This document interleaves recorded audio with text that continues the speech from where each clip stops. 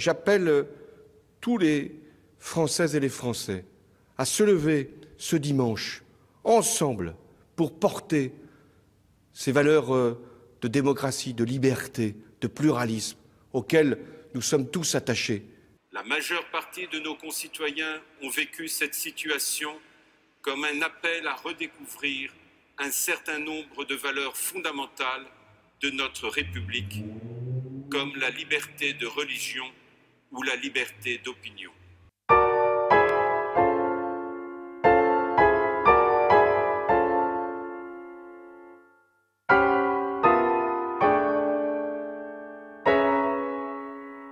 Merci d'abord à Monsieur l'abbé de m'accueillir en la salle paroissiale attenante à l'église Saint-Joseph, de m'accueillir dans cette belle salle. C'est important pour moi de tenir une telle conférence dans un décor catholique, parce que je vais essayer au mieux que cette conférence vous donne le regard catholique sur l'affaire Charlie Hebdo. Ce sera néanmoins accessible, je dirais, à ceux qui ne sont pas catholiques. Je vais essayer de montrer que, tant au niveau du regard catholique que du regard qu'on pourrait appeler celui du bon sens, ou celui qui recherche le bien commun, tout cela va naturellement converger. L'affaire Charlie Hebdo, elle n'est bien sûr pas franco-française. Elle est inévitablement, aujourd'hui, une affaire dont les conséquences sont mondiales. Et on verra d'ailleurs que assez facilement, on pourra montrer que les acteurs eux-mêmes s'inscrivent dans un plan global. Le plan de la conférence. D'abord, je vais m'en remettre au principe, la liberté d'expression selon la doctrine catholique. Ensuite, la notion de blasphème. Un deuxième point sera consacré aux protagonistes, alors ce qu'on appelle donc les djihadistes, puisque les frères Kouachi ou Amédi Koulibaly se sont officiellement référés à l'État islamique, donc on en parlera. Et ensuite, le décryptage de l'équipe Charlie Hebdo. Et puis un troisième point, c'est l'aboutissement de l'affaire Charlie Hebdo vers ce que j'appellerais l'application du meilleur des mondes, la version orwellienne d'un terrorisme, d'un totalitarisme démocratique.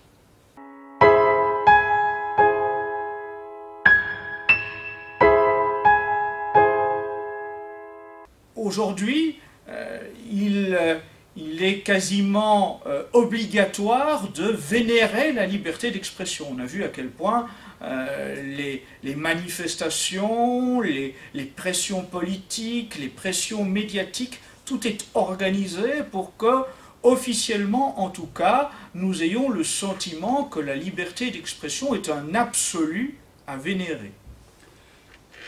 Les papes, eux, ont à de nombreuses reprises démontré le contraire.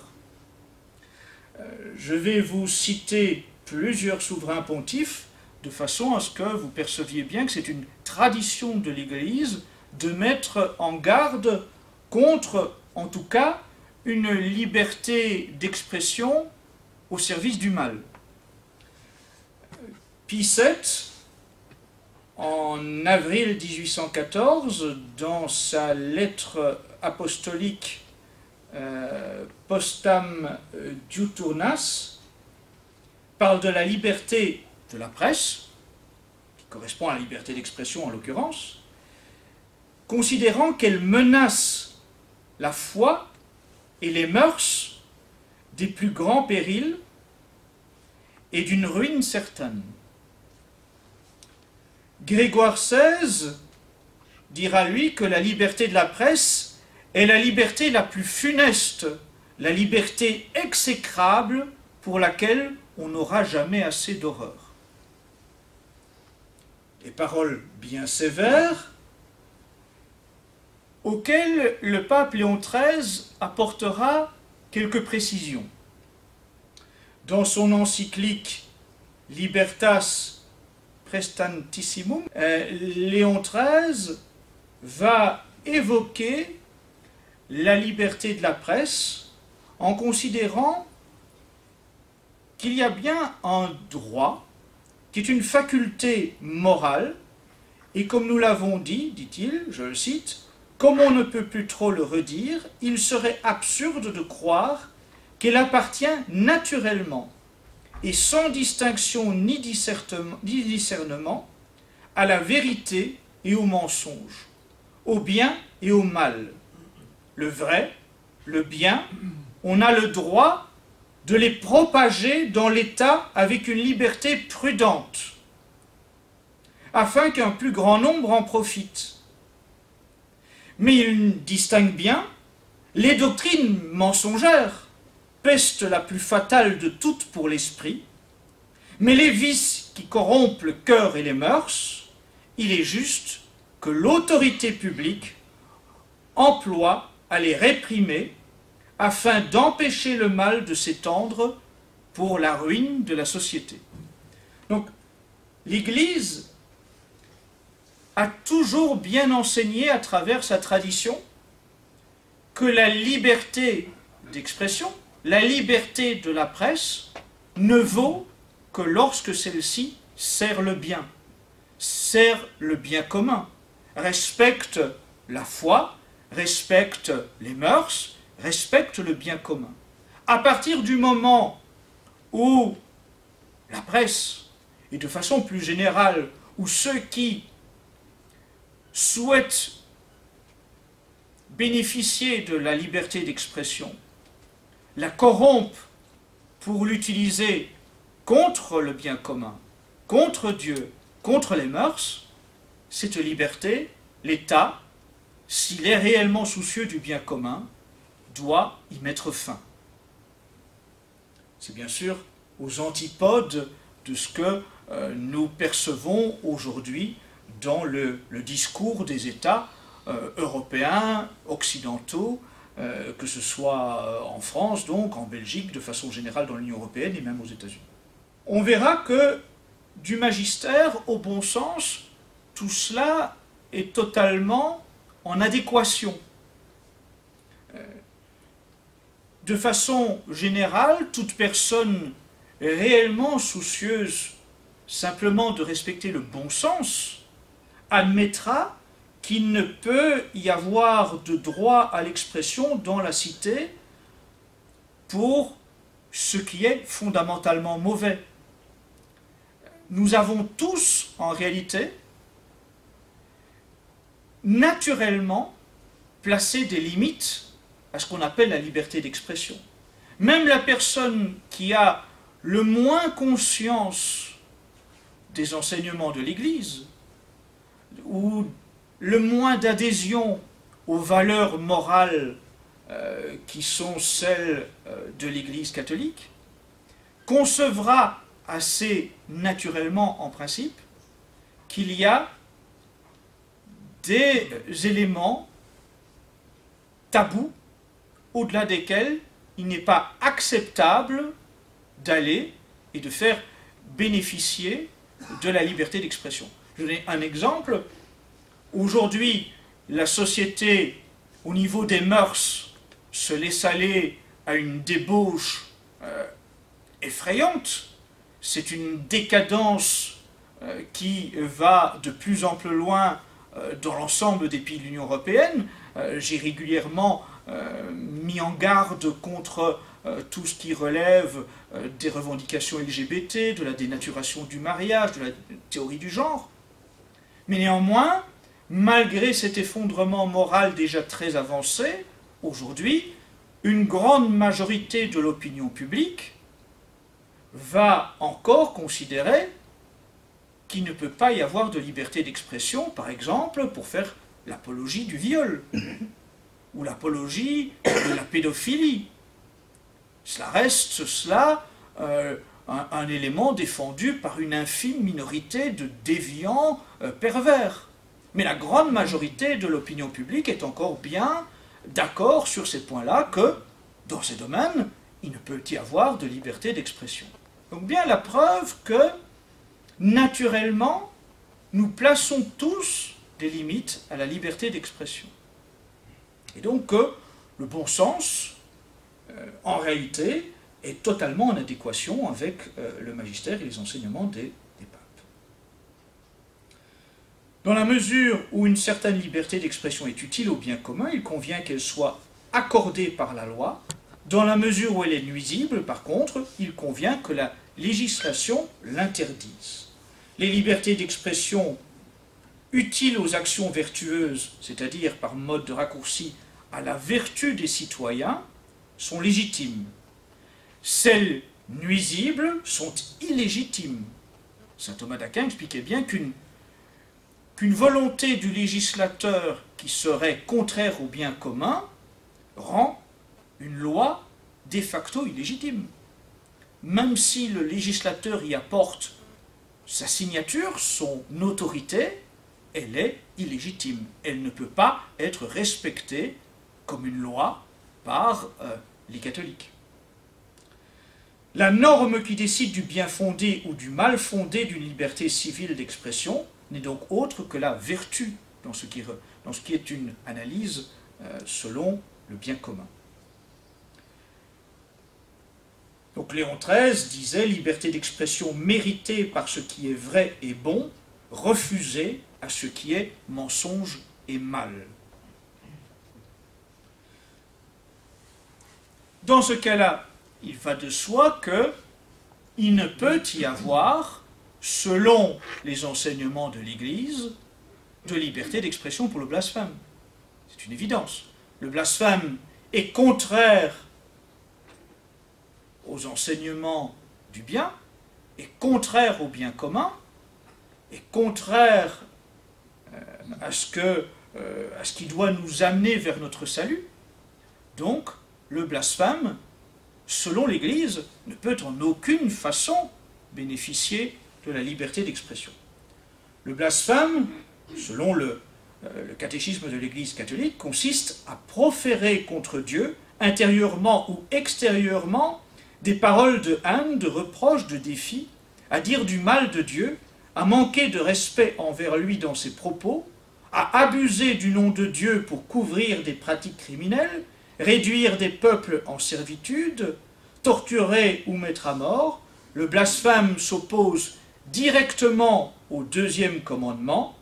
Son interdiction s'étend aux paroles contre l'Église du Christ, les saints, les choses sacrées. Le blasphème est en soi un péché grave. Le blasphème contre le Saint-Esprit est le refus délibéré d'accueillir la miséricorde de Dieu par le repentir. Le Larousse, qui n'aura bien sûr pas une définition reposant sur l'enseignement de l'Église, va néanmoins considérer que le blasphème est une parole ou un discours qui outrage la divinité, la religion ou ce qui est considéré comme respectable ou sacré.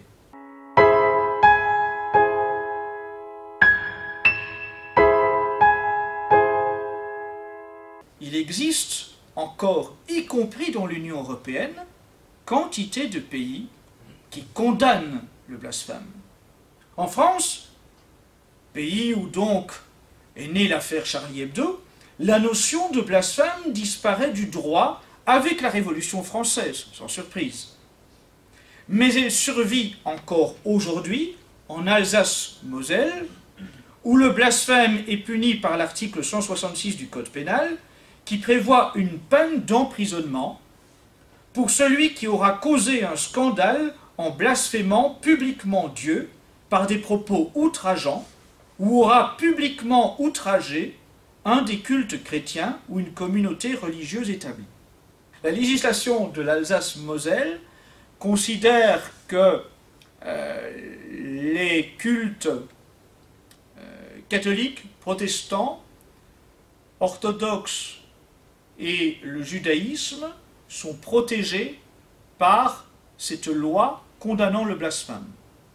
La loi qui a vigueur en Alsace-Moselle n'a pas accordé le même droit à l'islam parce que cette loi remonte à une période qui précède la loi de séparation de l'Église et de l'État, et période à laquelle l'islam n'était tout simplement pas une question débattue en matière religieuse en France. Il n'y avait pas d'installation de communauté musulmane en France. Mais elle accordait déjà à l'époque la même protection, entre guillemets, au judaïsme. Ce qui est à noter, c'est quand même très significatif, c'est qu'à l'issue de l'affaire Charlie Hebdo, à l'issue de l'attentat contre la rédaction de Charlie Hebdo, les représentants des cultes catholiques, protestants et juifs ont eux-mêmes volontairement proposé lors d'une audience commune devant l'Observatoire de la laïcité d'abroger la législation particulière à l'Alsace-Moselle condamnant le blasphème. Oui. Typiquement, nous sommes, une fois de plus, devant la trahison des clercs. Cet abandon constant que l'on remarque de la part des autorités religieuses de toute volonté de défendre la chrétienté, de défendre l'honneur du Christ lui-même. C'est aberrant qu'avant même que les forces laïcistes et maçonniques demandent quoi que ce soit les représentants des cultes, y compris les représentants du culte catholique, qui proposent volontairement d'abandonner cette loi réprimant le blasphème en Alsace-Moselle. Pourtant, l'Alsace-Moselle ne faisait pas figure d'exception sur le territoire de l'Union européenne. Il existe encore aujourd'hui des législations condamnant le blasphème en Allemagne, au Danemark, en Irlande, et en Irlande c'est même inscrit dans la Constitution, en Grèce, en Italie, en Pologne et à Malte. Des législations condamnant le blasphème sont également toujours en vigueur dans plusieurs États des États-Unis d'Amérique, ainsi qu'au Canada. Alors, notez aussi, c'est intéressant, cette espèce de chassé-croisé. En juin 2013, la Russie de Vladimir Poutine, qui revient de 80 ans de communisme athéiste, eh bien, cette Russie a adopté une loi punissant les actes visant à offenser les sentiments religieux des croyants.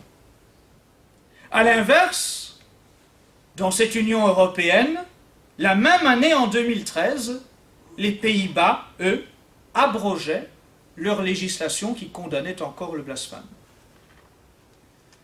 On voit bien que c'est au cours de ces 20 dernières années, exception faite de la France sous influence de la Révolution française, on voit que ce sont les 20 dernières années qui ont été prédominantes dans l'Union européenne pour infléchir des législations qui, auparavant, existaient quasiment partout condamnant le blasphème.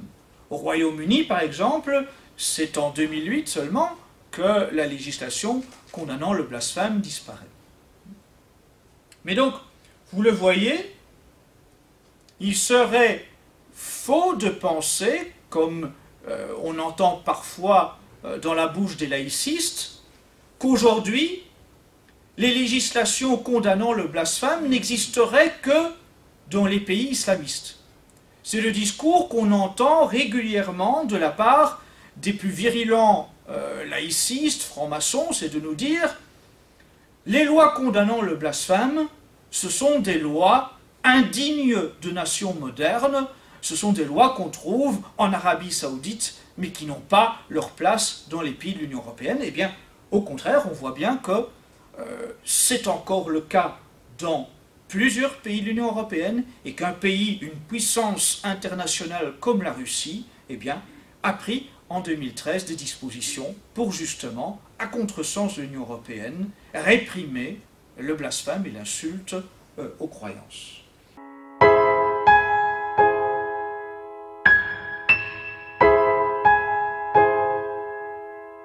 la question peut paraître saugrenue devant un tel public, mais néanmoins, compte tenu du nombre de gens qui, même y compris dans les meilleurs milieux, sont manipulés par les techniques de communication modernes, eh bien on observe que, oui, eh bien, même dans les meilleurs milieux, on a pu voir des gens naïvement, par exemple sur leur profil Facebook, se dire « je suis Charlie ». Et c'est là que c'est affolant. C'est de constater que même dans des milieux qui, en théorie, devraient disposer du minimum d'éléments pour faire preuve du discernement élémentaire et repousser immédiatement ce slogan « je suis Charlie », eh bien, la force de la manipulation de l'opinion publique est telle que, eh bien oui, dans nos rangs y compris, des gens peuvent succomber aux sirènes du libéralisme, aux sirènes de cette espèce de laïcité républicaine qui, partout, s'impose comme le modèle moderne dominant. Pourtant, dire « je suis Charlie » équivaut strictement à dire « je suis un blasphémateur ». Je suis là pour saluer mes copains qui étaient des amis avec qui j'ai travaillé pendant 30 ans et que j'avais au téléphone 3 jours avant. Ce que je trouve formidable, c'est que ce soit un journal qui vendait à 30 000 exemplaires, qui mobilise l'Europe entière. Ça, je trouve ça formidable. Qu'on s'aperçoive que le rire de résistance, que les gens qui déplacent les règles et les raisonnements étouffants soient des gens comme eux. L'Église catholique, en quoi, à partir du moment où elle est dans la société, il est interdit de la bousculer et désétouffer, je dirais presque, la réalité. Et ça, il faut à tout prix que vous le répétiez bien autour de vous. À tous ceux qui naïvement ont succombé à ces mots d'ordre de la pensée dominante, dire « je suis Charlie », ce n'est rien d'autre, ni plus ni moins, que dire « je suis un blasphémateur ». Parce que, regardez, je vais vous faire une petite sélection de couvertures de Charlie Hebdo. Je n'ai pris que celles qu'on considérerait comme les plus soft, entre guillemets. Celles dont les dessins sont les moins ignobles. La première, regardez. Joyeux Noël, et vous avez toute une série de slogans proposés par Charlie Hebdo. Achever les handicapés, étrangler les curés. Voilà, tout y est. En quelques 6 lignes, vous avez cet humour à la Charlie. Souvenez-vous que lors de la marche républicaine, on nous a tant vanté d'un seul coup le respect immodéré pour la police, compte tenu du fait que des policiers étaient tombés sous les balles des terroristes, et que donc la population était réconciliée avec la police. On a vu sur différents panneaux « Je suis Charlie, je suis juif, je suis policier, etc. etc., etc. » Donc là, vous voyez, je vous épargne le slogan pour les crèches, achever les handicapés, fusiller les militaires, étrangler les curés, écrabouiller les flics. C'est ce qui tomberait naturellement sous le coup de ce qu'on appelle l'apologie du terrorisme, qu'on a tant agité ces dernières semaines dès que quelqu'un n'était pas Charlie. Ici, ce sont ni plus ni moins que des appels à la violence, mais ils sont faits sous le couvert de l'humour à la Charlie. Êtes-vous Charlie? Deuxième illustration, la véritable histoire du petit Jésus. Voilà, ça c'est l'humour à la Charlie. Et c'est un des dessins, je vous assure, les plus soft, les moins ignobles de ce que propose Charlie Hebdo. Et il s'est trouvé pourtant des catholiques pour se dire je suis Charlie. Autre couverture de Charlie Hebdo, avec le Christ. Vous voyez? Je n'ai pas besoin de faire de commentaires, mais c'est inquiétant d'imaginer que même dans des catholiques qui peuvent exercer des fonctions dans le milieu actif, dans les chapelles les plus conservatrices, il y a des gens qui aient pu se dire Charlie, alors que Charlie c'est cela. Juste avant Noël, une des dernières couvertures de Charlie Hebdo avant l'attentat,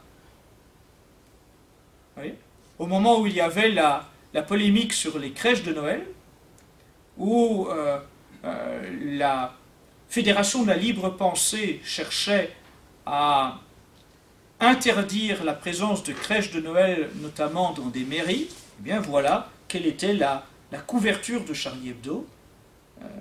Un enfant Jésus déposé au bas d'une toilette publique. Lorsqu'on a démontré cet antichristianisme viscéral de Charlie Hebdo, parce que Charlie Hebdo donc n'a bien sûr pas insulté que les musulmans avec les caricatures du prophète, on le voit en réalité, Charlie Hebdo a avant tout et depuis bien plus longtemps une longue tradition de blasphème anticatholique. C'est le premier fonds de commerce de Charlie Hebdo, depuis ses origines. Lorsque nous avons répété cela, eh bien, on a régulièrement entendu des journalistes avec une mauvaise foi déconcertante prétendre que « mais non, pas du tout, Charlie Hebdo, c'est un ton irrévérencieux qui se moquait de tous et de tout le monde. » Et on s'est retrouvé parfois avec des situations assez surprenantes, comme le fait que, par exemple, certains journalistes aient prétendu, pour prouver que Charlie Hebdo se moquait de tous et de tout, qu'il y avait même eu un Shoah Hebdo, et pas simplement des Charlie Hebdo anti-catholiques. Et d'ailleurs, vous voyez, ici, entouré en rouge, c'est le plateau de Canal+. Vous avez là une assistance après l'affaire Charlie, après l'attentat à Charlie Hebdo, une assistance qui vient pleurer sur les journalistes de Charlie Hebdo, et vous voyez entouré le fameux Shoah Hebdo. Sauf que, en réalité, Shoah Hebdo, ça n'a jamais été une publication de Charlie Hebdo. Shoah Hebdo était un pastiche publié par les Amis de Dieudonné. Et donc, c'est évidemment non pas une démonstration que Charlie Hebdo se moquait de tous et de tout, y compris des Juifs et de la Shoah, c'est au contraire mélanger tout, de voir que de la sorte, eh bien, nos braves journalistes parlent de tous ces sujets sans rien en savoir. Soit ils savent et ils trompent volontairement, consciemment l'opinion publique, soit ils ne savent pas ce que n'importe quel enfant devant un écran d'ordinateur pourrait vérifier assez facilement, à savoir que Shoah Hebdo n'était pas une publication de Charlie Hebdo. Mais les journalistes ont été extrêmement nombreux à prétendre cela. Je vous montre la photo de Charlie Hebdo, mais sur RTL Télévision, en Belgique, vous avez Nadia Geerts, qu'on surnomme la Caroline Fourest belge, qui est l'ancienne présidente du Cercle républicain, qui est également à l'origine d'un réseau d'action pour la promotion d'un État laïque, qui est une collaboratrice de la revue Pro-Choix dirigée par Caroline Fourest, qui elle aussi nous a dit à la télévision « Ah mais non, Charlie Hebdo, il se moquait de tout, et d'ailleurs, moi j'ai bien ri, dit-elle, quand j'ai vu Shoah Hebdo. » Jusqu'à ce qu'on lui montre, quelques jours après, que Shoah Hebdo n'était pas une publication de Charlie Hebdo. Et là, la même personne, dans une autre interview, nous dit « Ah ça, Shoah Hebdo, ça ne me fait pas rire du tout. » Ouais. C'est cette facilité de retournement de situation. Ces gens sont extraordinaires, mais nous prennent surtout pour de grands idiots.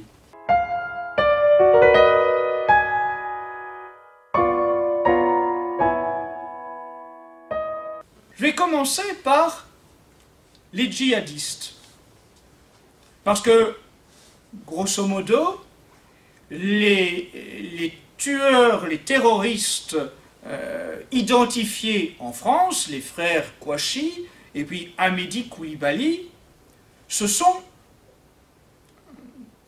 dirait-on, référés officiellement soit à l'État islamique, soit au front Al-Nosra. Donc, deux mouvements djihadistes agissant en ce moment en Irak et en Syrie. Il est donc nécessaire de se demander ce qu'il en est réellement de cet État islamique et de sa menace qu'elle peut faire peser non seulement sur les chrétiens d'Orient, mais aussi ici, sur le territoire européen. Parce que l'État islamique ou le Front Al-Nosra ne sont pas nés par génération spontanée. Aujourd'hui, l'État islamique, selon les plus basses prévisions, les plus basses analyses, dispose d'une armée de 40 000 hommes.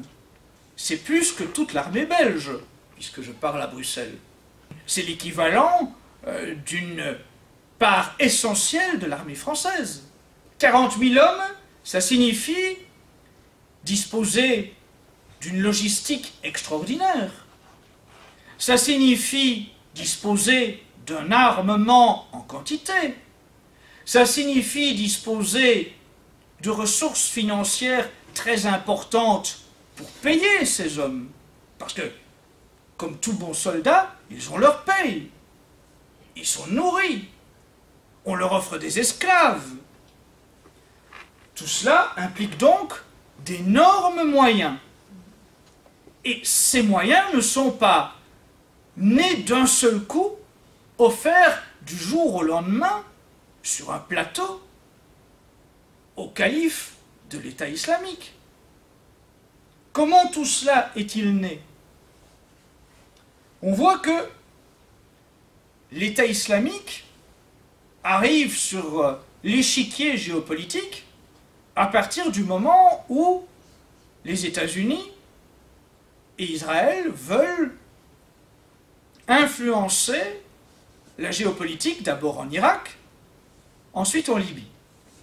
Lorsque Saddam Hussein est renversé, l'essentiel de l'armement de l'armée irakienne est abandonné à qui veut le prendre. Et des factions islamistes vont se saisir de tout ce qui traîne comme matériel militaire abandonné par l'armée de Saddam Hussein.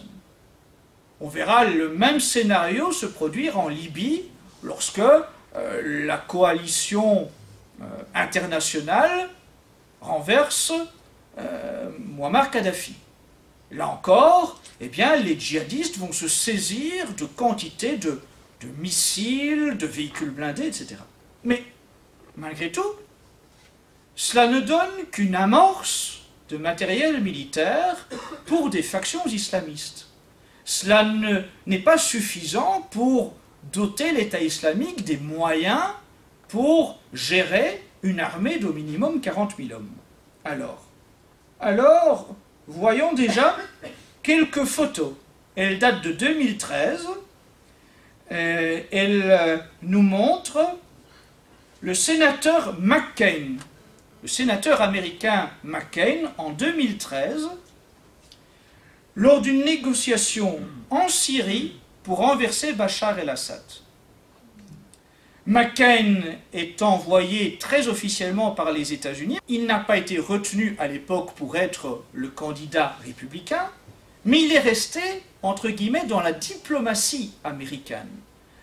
Aux États-Unis, même si Obama est le chef d'État, eh bien, il utilise des gens du parti adverse dans la diplomatie des États-Unis.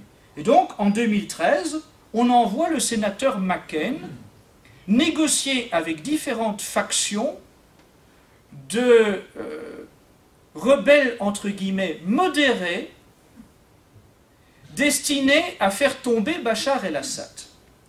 Et vous avez un personnage entouré d'un cercle rouge. À l'époque, le personnage ne porte pas encore ni la djellaba ni le turban. Il s'agit pourtant bien du même personnage que vous allez retrouver ici, le calife autoproclamé de l'État islamique. Voilà. Celui qui, dès 2014, est le calife de l'État islamique, eh bien, en 2013, n'est autre que l'un des négociateurs privilégiés des États-Unis pour renverser Bachar el-Assad. C'est donc bien de cette façon-là, évidemment, que de grands moyens ont été concédés, notamment par les États-Unis, mais aussi par l'Europe, à des factions islamistes qui vont ensuite devenir l'État islamique. Je vous montre une autre photo de la réunion en 2013. Donc vous voyez le sénateur McCain avec différents représentants. Et donc le personnage en second plan, vêtu de noir, c'est donc le même calife que vous voyez ici.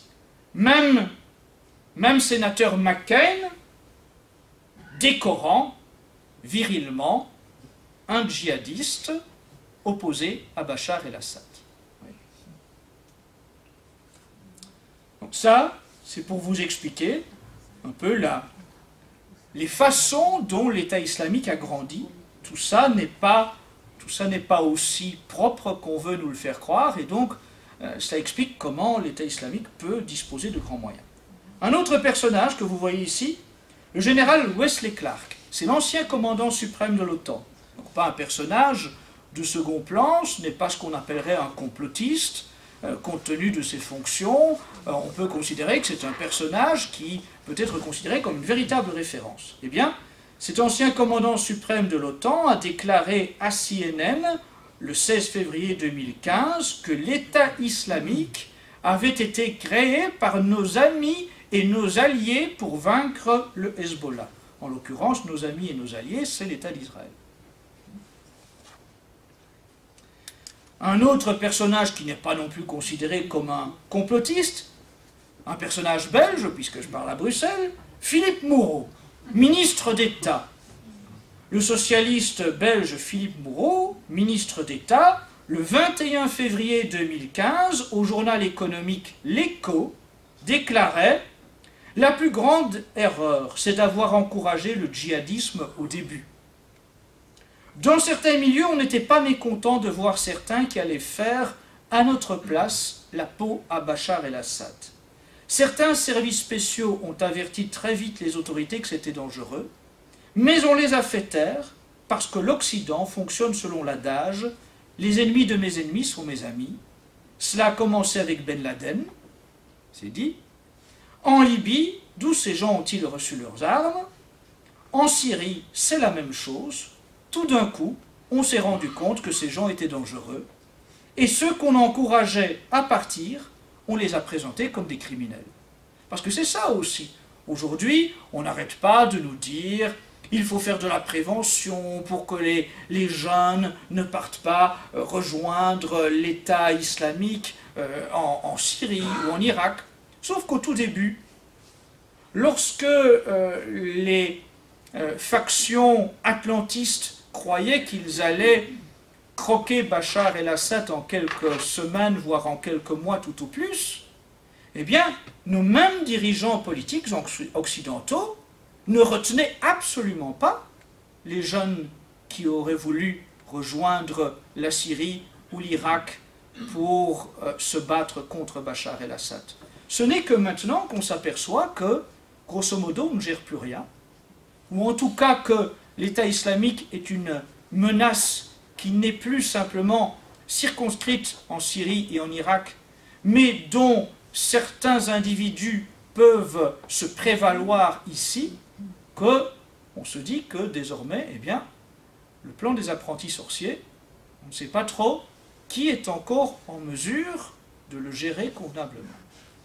Alors, vous voyez, tous ces éléments-là, j'ai pris soin de ne pas les sortir de sources qu'on pourrait présenter comme complotistes. Parce qu'aujourd'hui, c'est la grande mode de nous dire « méfiez-vous, on veut vous induire en erreur, vous faire douter de la vérité officielle. » Et cela, c'est le fait des complotistes qui seraient dangereux. Donc je vous ai cité, je vous ai montré des photos du sénateur McCain, je vous ai cité l'ex-commandant en chef des forces de l'OTAN, je vous ai cité un ministre d'État belge, donc pas vraiment des gens suspects d'être des complotistes.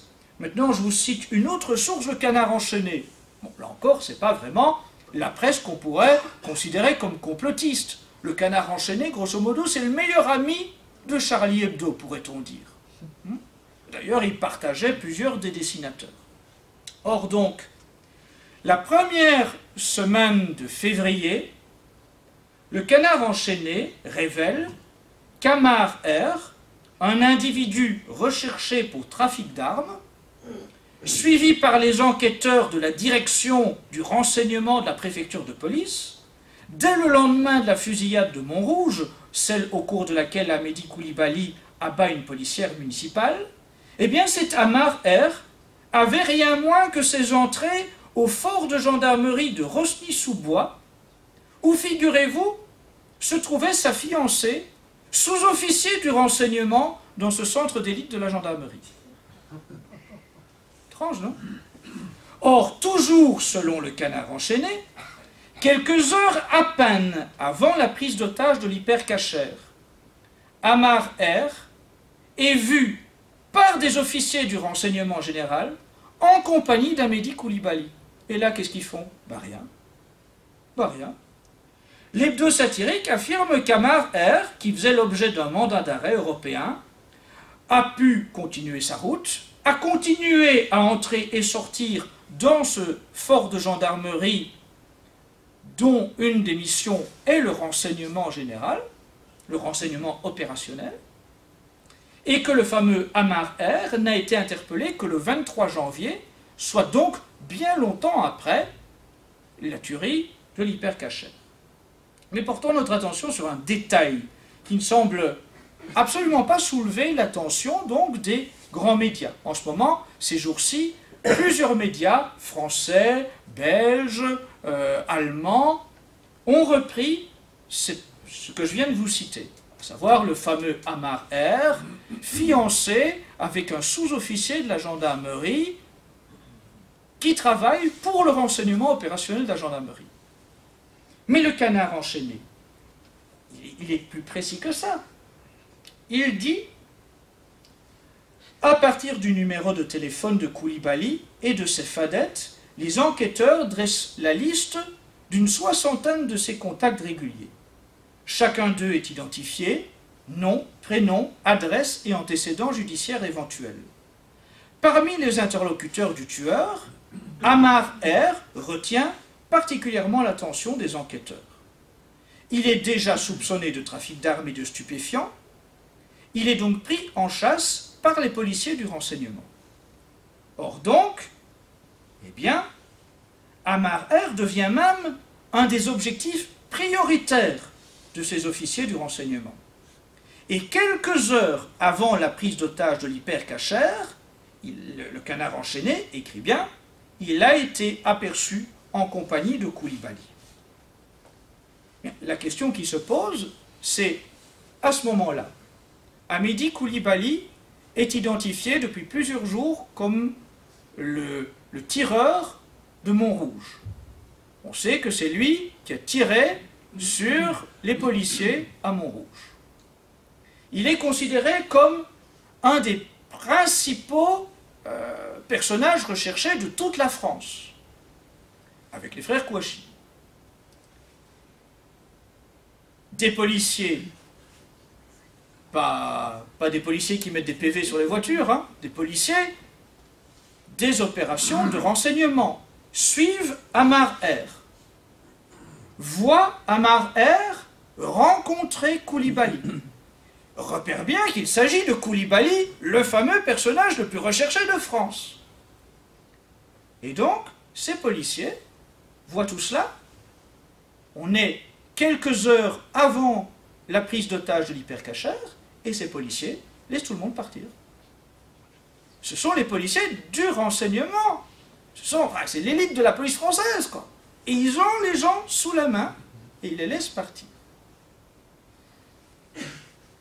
C'est écrit, non pas dans un journal complotiste, je le rappelle, c'est écrit dans le Canard enchaîné. À chacun d'en tirer ses conclusions, mais c'est pour le moins étrange. C'est un documentaire diffusé par France 2, télévision, tout ce qu'il y a de plus officiel en France. Eh bien, ils ont diffusé l'interview d'un ex-agent du FBI. Mike German a travaillé pendant 25 ans comme agent spécial du FBI. Qui a démissionné suite à ce qu'il a pu constater de par lui-même. Et cet ex-agent du FBI, à visage découvert, donnant son nom, faisant état de toutes ses années de service au sein du FBI, explique bien, devant les caméras de France 2, comment le FBI prend des musulmans à qui on donne tout clé en main pour qu'ils deviennent des cellules de terrorisme. Cet agent du FBI, cet ex-agent du FBI en l'occurrence, explique que le FBI repère des musulmans qu'on peut considérer comme ayant des prédispositions islamistes, mais qui n'ont a priori ni les moyens matériels, ni les moyens financiers, ni même l'ébauche d'un quelconque plan d'attentat, et le FBI, en fait, va leur donner tout cela. Il va leur suggérer tout, pour qu'ensuite, on puisse avoir eh bien, des gens qu'on va pouvoir suivre dans leurs opérations. On va lancer l'opération d'infiltration, leur fournir les armes, l'argent et l'idée de l'attaque. Pour moi, c'est de la fabrication d'affaires. Donc ça, c'est quand même inquiétant. Parce qu'encore une fois, je vous dis, tout ce que je vous cite là ne provient pas de sources de médias complotistes. Hein. Pour le coup, je vous ai cité le Canard enchaîné, je vous cite France 2, ce sont pour le coup des médias, tout ce qu'il y a de plus officiel. Il suffit d'être un tout petit peu attentif au milieu de la télé-réalité, des pubs, etc. Et bien de temps en temps, il y a comme ça une petite pépite, un élément dont il faut s'emparer, qui est un soupçon d'indice de quelque chose d'anormal.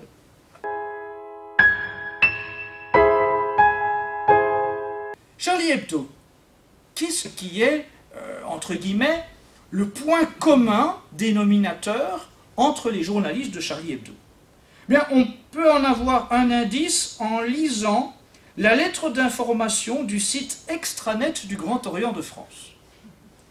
Figurez-vous que le 9 janvier, le Grand Orient diffuse donc sa lettre d'information extranet. Vous ne la trouverez pas sur le site du Grand Orient de France, il faut être abonné à la lettre du Grand Orient pour bénéficier de cette prose. Eh bien, le 9 janvier, le Grand Orient salue les rédacteurs francs-maçons de Charlie Hebdo. Et je ne vais pas vous lire tout le courrier, vous pourrez en prendre connaissance, il défile, mais je vais vous lire juste quelques passages. C'est signé donc du grand maître du Grand Orient de France, Daniel Keller. Je voudrais, dit-il, aussi avoir en ces instants une pensée pour l'éloge de notre obédience qui viennent d'être cruellement endeuillés, à savoir la loge Lux Perpetua à Lorient de Clermont-Ferrand, avec le décès de notre frère Michel Renaud. La loge Roger Loret à Lorient de Paris IV, avec le décès de notre frère Bernard Maris. Notre compassion s'adresse également aux parents de Tinius, c'est un des dessinateurs, membre de la loge Aletheia, à l'Orient de Paris 1, aux frères de la loge Harmonie Évolution, à l'Orient de Cholet, dont le fils a été blessé, ainsi qu'à la veuve de Wolinski, qui est membre de la Grande Loge féminine de France. Vous voyez? Donc en gros, le point commun n'est pas difficile à trouver. C'est que à Charlie Hebdo, on blasphémait, on se moquait depuis le début de la façon la plus ignominieuse du catholicisme. Ensuite, on s'est également moqué de l'islam. Du judaïsme, c'était fort rare. Des frères trois points, des frères francs-maçons, ça par contre jamais. Vous trouverez très difficilement, croyez-moi, une caricature de frères trois points en tablier à peau de cochon, en pleine position scabreuse sexuelle, comme c'était de coutume lorsqu'il s'agissait de blasphémer vis-à-vis de l'Église catholique.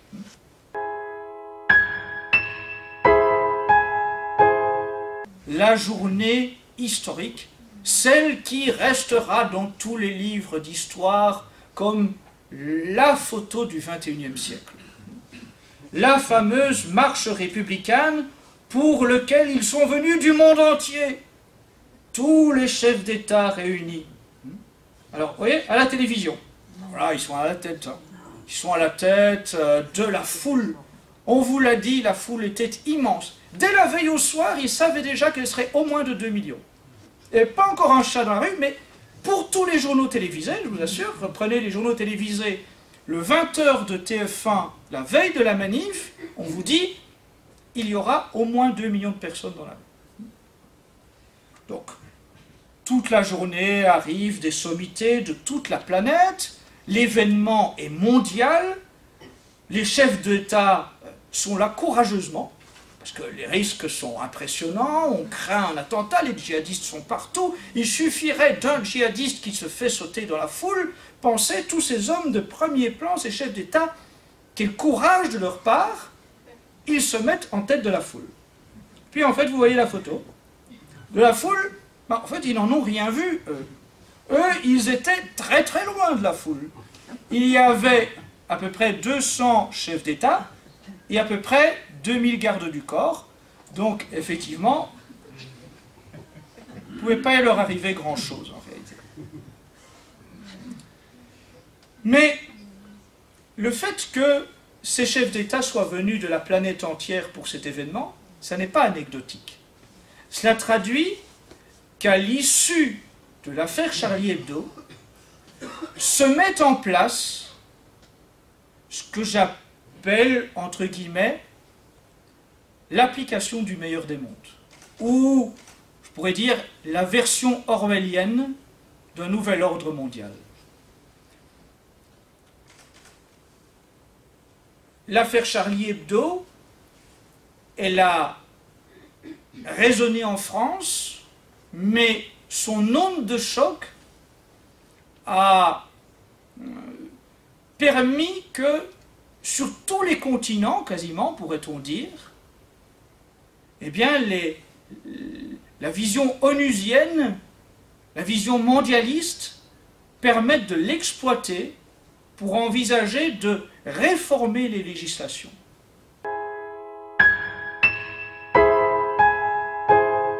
Le 22 janvier, 11 jours à peine, il y a une session spéciale de l'Assemblée générale de l'ONU consacrée à l'antisémitisme. Et le gouvernement français envoie Harlem Désir venir y plaider, finalement rien d'autre que la censure d'Internet. Alors c'est le paradoxe quand même, c'est que le 11 janvier, le mot d'ordre c'était « Je suis Charlie ». Et ce devait être la liberté d'expression pour tous et sans limite.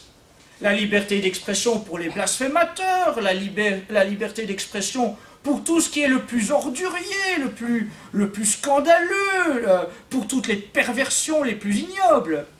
Mais le 22 janvier, les mêmes Charlie sont désormais pour la censure de l'Internet. Parce que l'Internet, là quand même, pour l'instant, il ne le contrôle pas assez. Donc la liberté d'expression, là, elle trouve bien pour eux ses limites.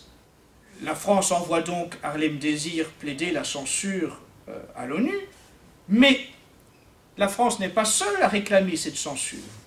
L'Allemagne, par l'intermédiaire du ministre d'État Michael Roth, demande exactement la même chose. Et en Belgique, le gouvernement de Charles Michel, a également demandé que des législations nouvelles se mettent en place. Donc, c'est symptomatique, cette concordance, qui n'est pas le fruit d'un étonnant hasard.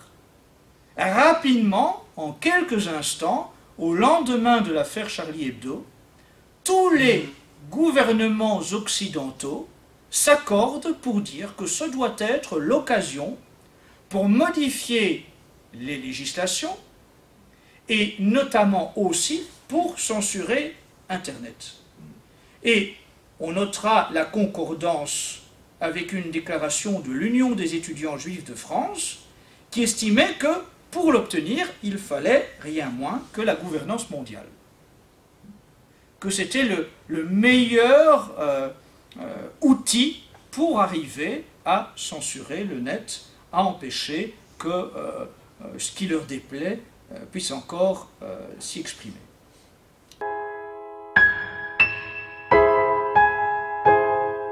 Avant l'attentat, Charlie Hebdo était au bord de la faillite. Grosso modo, on annonçait que le journal tiendrait au maximum encore un trimestre. L'hebdomadaire comptait environ 7000 abonnés. Aujourd'hui, il en compte environ 250 000. Ces 250 000 abonnements ont rapporté à Charlie Hebdo 20 millions d'euros. Les ventes au numéro. Avant l'attentat, Charlie Hebdo, ses meilleures semaines, vendait 30 000 exemplaires. Après l'attentat Charlie Hebdo, le premier numéro qui a suivi a été vendu à 7 300 000 exemplaires, ce qui a rapporté à Charlie Hebdo 13 millions d'euros.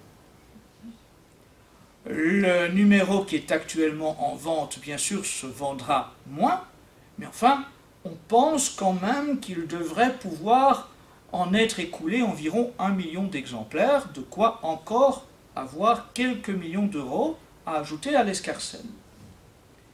Mais il n'y a pas que le montant des abonnements et que le montant des ventes au numéro, il y a eu les dons.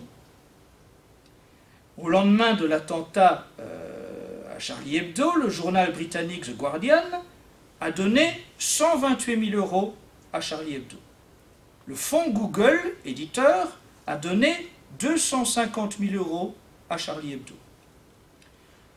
L'État français a débloqué en urgence 1 million d'euros pour Charlie Hebdo, en précisant bien que c'était indépendamment des aides structurelles qui seraient également offertes à Charlie Hebdo. Enfin, il est officiel que Charlie Hebdo a perçu au moins 3 millions d'euros de dons de particuliers, et on ne sait pas encore le montant récolté par la Fondation du Grand Orient de France, qui, de son côté également, récoltait de l'argent pour Charlie Hebdo.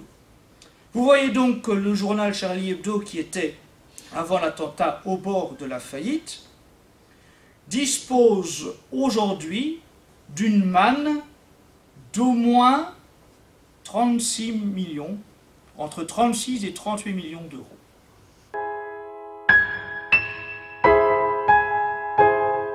Si on n'est pas Charlie, on est au banc de la société. Au point qu'un enfant de 8 ans, par exemple, a été conduit au commissariat de police parce qu'il n'avait pas respecté la minute de silence à l'école pour Charlie Hebdo. Les faits remontent au 8 janvier dernier dans cette école niçoise. Au lendemain des attentats, Ahmed, un enfant de 8 ans en classe de CE2, refuse de respecter la minute de silence. En guise d'explication, il aurait alors exprimé sa solidarité avec les terroristes. Imaginez qu'un enfant de 8 ans a été entendu pour apologie d'actes de terrorisme parce qu'il a refusé d'appliquer la minute de silence à l'école. Je conçois que certains s'inquiètent du danger islamiste, mais quand même un enfant de 8 ans suspecté d'apologie d'actes de terrorisme, ça dépasse l'entendement. On a entendu à l'UMP comme au PS, dans une grande unanimité de discours, des exigences de sévérité à l'égard des parents dont les enfants refusaient les minutes de silence. Le député UMP Éric Ciotti, par exemple, a proposé qu'on supprime les allocations familiales aux parents dont les enfants ne respectaient pas la minute de silence « Je suis Charlie » à l'école. On a vu des parlementaires aller plus loin et oser même demander qu'on retire la garde des enfants aux parents qui auraient à ce point mal éduqué leurs enfants que ceux-ci auraient refusé cette minute de silence. Et puis vous avez cette phrase qui est extraordinaire, qui est révélatrice de cette pensée totalitaire. Elle est prononcée par Nathalie Saint-Cric. C'est justement ceux qui ne sont pas Charlie qu'il faut repérer. Ceux qui, dans certains établissements scolaires, ont refusé la minute de silence, ceux qui balancent sur les réseaux sociaux et ceux qui ne voient pas en quoi ce combat est leur. Eh bien, ce sont eux que nous devons repérer, traiter, intégrer ou réintégrer dans la communauté nationale. Et là, l'école et les politiques ont une lourde responsabilité. Nathalie Saint-Cric, c'est rien moins que la responsable du service politique de France 2, traiter ceux qui ne sont pas Charlie. C'est-à-dire qu'en fait, ceux qui ne sont pas Charlie sont des malades mentaux qui méritent un traitement psychiatrique. L'analogie, elle est toute simple. Lisez les ouvrages de Solzhenitsyn, à l'époque de l'Union des républiques socialistes soviétiques. Eh bien, c'est le pavillon des cancéreux. C'est la volonté, à l'époque, en URSS, d'interner tous les dissidents sous prétexte de problèmes médicaux, de problèmes pathologiques. Eh bien, comme c'était le cas en URSS, ils sont en train, aujourd'hui, d'essayer de mettre en place le même système totalitaire où ceux qui ne partagent pas la pensée dominante doivent être traités, doivent être amenés dans un camp de rééducation, somme toute. C'est ça l'objectif.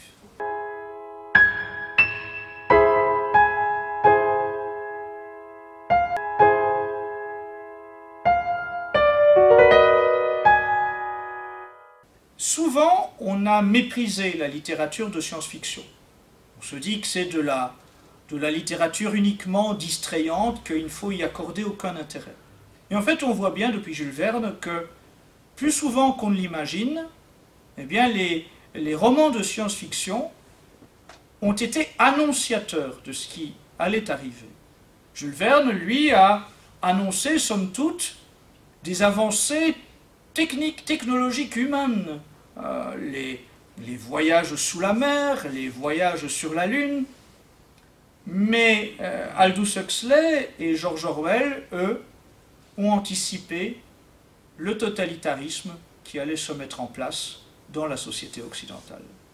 Ils ont décrit de façon assez complète tous les rouages d'un système qui allait être mis en place avec une préparation psychologique de l'opinion publique de telle façon que nous acceptions en fait ce totalitarisme. Qu'en tout cas, la grande majorité de l'opinion publique se laisse aller à accepter la mise en place, étape par étape, de ce totalitarisme. Parce que ce totalitarisme, il est saucissonné. Bien sûr, ce n'est pas du jour au lendemain que toutes vos libertés disparaissent. Mais en fait, année après année, mois après mois, jour après jour, des législations sont affinées de telle façon que vos droits élémentaires se trouvent restreints. Je reviens au principe, les enseignements pontificaux, les libertés. Les bonnes libertés, l'État totalitaire va vous en priver. Les libertés pour le mal, l'État totalitaire va tout faire pour que vous usiez et en abusiez. Si vous n'êtes pas un dépravé demain, vous serez suspect. Si vous n'êtes pas un débauché, si vous n'êtes pas un pervers, vous êtes repéré. Si vous cherchez à vous réinformer, vous êtes suspect. Si vous cherchez à vous écarter des médias dominants qui travaillent pour vous conditionner, vous êtes suspect. Et à un moment, les suspects, eh bien, il faut rien moins que les priver de leur liberté pour les rééduquer. Aldous Huxley a publié Le meilleur des mondes en 1932. George Orwell a publié 1984 en 1949. Alors, je vais essayer de comparer en quelques instants, à partir du roman 1984, la situation d'aujourd'hui.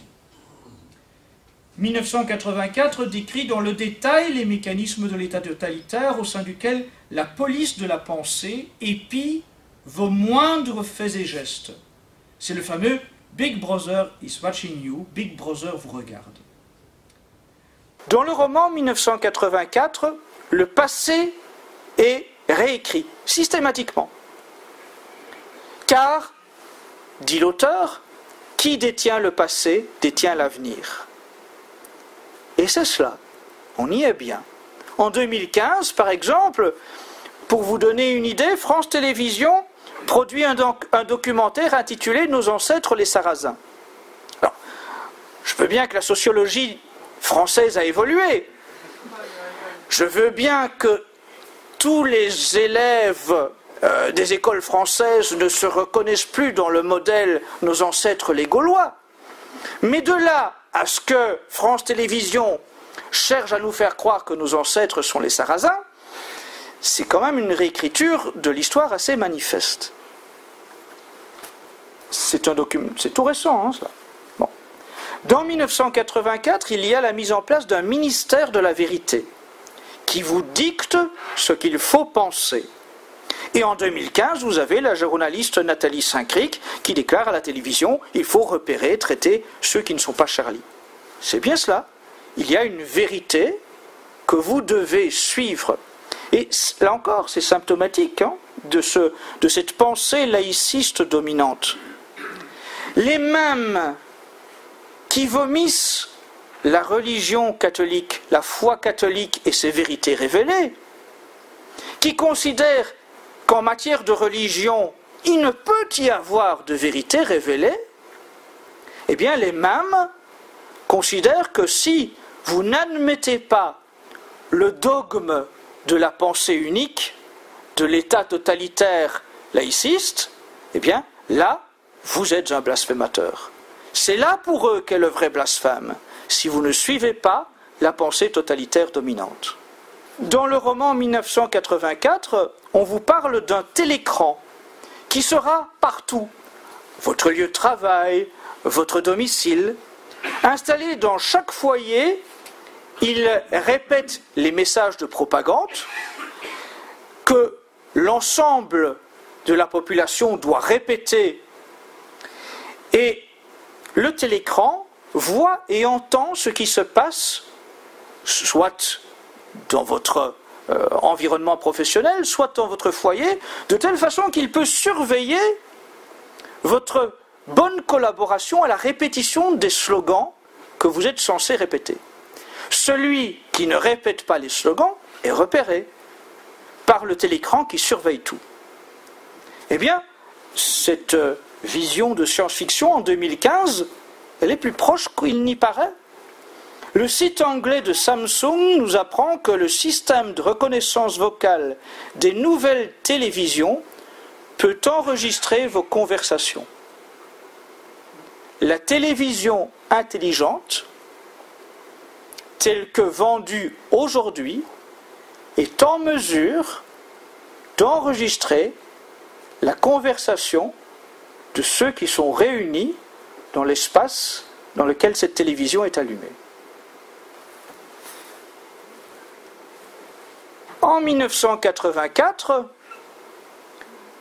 dans le roman 1984, l'auteur parle d'une novlangue qui réadapte le langage au politiquement correct. En 2015, la novlangue, elle est partout. J'ai cité un exemple, mais il y en a bien d'autres. En France, par exemple, en ce moment, le débat c'est sur l'expression français de souche. Encore une fois, on peut être de différentes origines, mais tout simplement en arriver à considérer qu'on ne peut plus parler de français de souche, c'est bien une forme de négation des réalités et de censure, de police de la pensée. Il est évident qu'il y a bien des Français dont les ancêtres sont français depuis de nombreuses générations, et il y a des nouveaux arrivants qui peuvent être français de papier et se sentir français par adhésion à la France et même par le sang versé, mais dont néanmoins les ancêtres ne sont pas français depuis plusieurs générations. Ils ne sont donc pas français de souche. Comme un arbre a des racines, ces racines sont sa souche. En arriver à nier le droit d'utiliser cette expression, c'est bien une façon de censurer l'usage de la langue, de nous empêcher de pouvoir donner aux mots leur sens d'origine. Et tout le politiquement correct est là pour, en permanence, nous faire pratiquer cette novlangue. J'ai souvent fait des conférences sur la théorie du genre. La théorie du genre qui vise à faire en réalité, au final, admettre aux individus l'idée aberrante qu'ils ont le droit de décider dans leur tête s'ils sont un homme ou une femme, en toute négation des réalités biologiques et anatomiques, c'est bien une novlangue qui est présentée au nom, soi-disant, de l'égalité entre hommes et femmes, ce qui n'a strictement rien à voir. En quoi le fait de prétendre que chaque individu est à même de décider s'il est un homme ou une femme aide de quelque façon que ce soit la femme à se rapprocher de l'égalité avec l'homme. Cela n'a strictement rien à voir. Des slogans doivent impérativement être répétés par tous. Dans le roman 1984, on vous fait répéter « la liberté c'est l'esclavage ». Finalement, méditez par rapport à aujourd'hui. Ou l'ignorance c'est la force. Mais en 2015, c'est « Je suis Charlie ». Dans le roman Le meilleur des mondes et dans 1984, la procréation est artificielle. En 2015, la PMA, la GPA, l'utérus artificiel, le transhumanisme sont autant d'avancées technologiques, entre guillemets, qui visent bien à promouvoir la procréation artificielle.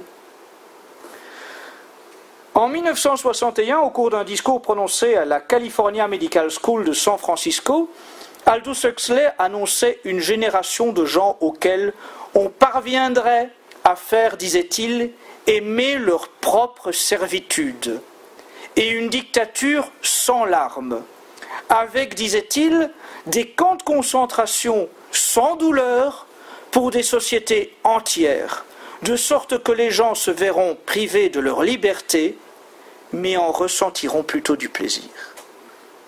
Eh bien, je pense que nous nous en rapprochons, hélas, à très grands pas. Ma conclusion, vraiment, c'est celle-ci.